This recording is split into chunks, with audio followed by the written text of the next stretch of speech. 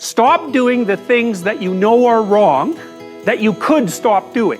It's a fairly limited attempt. First of all, we're not going to say that you know what the good is or what the truth is in any ultimate sense. But we will presume that there are things that you're doing that for one reason or another you know are not in your best interests. There's something about them that you just know you should stop. They're kind of self-evident to you. Other things you're going to be doubtful about. You're not going to know which way is up and which way is down.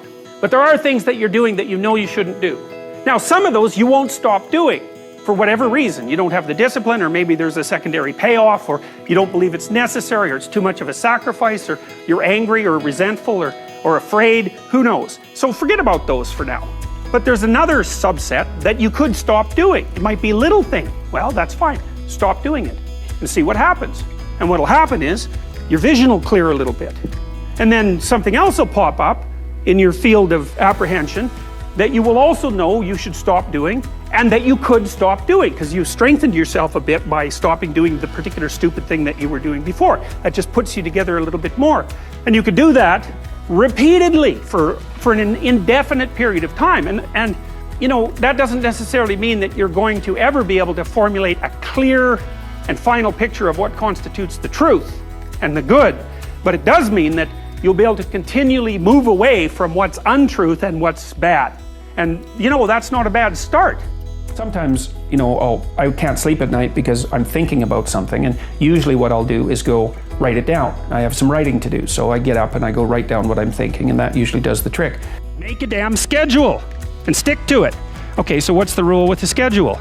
It's not a bloody prison. That's the first thing that people do wrong. They say, well, I don't like to follow a schedule.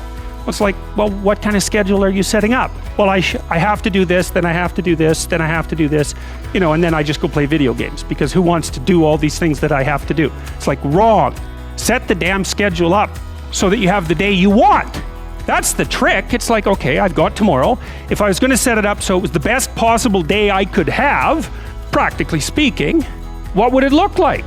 Well, then you schedule that, and obviously there's a bit of responsibility that's going to go along with that, because if you have any sense, one of the things that you're going to insist upon is that at the end of the day, you're not in worse shape than you were than at the beginning of the day, right? Because that's a stupid day.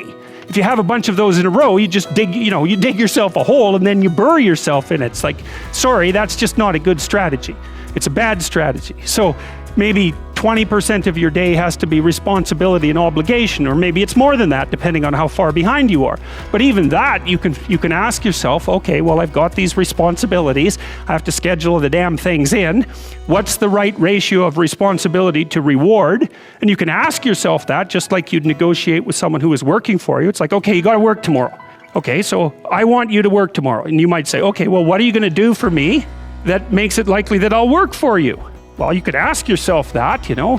So maybe you do an hour of responsibility and then you play a video game for 15 minutes. I don't know, whatever turns your crank, man. But, you know, you have to negotiate with yourself and not tyrannize yourself.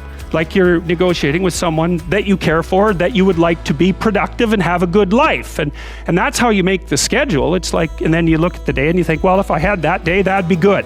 Great.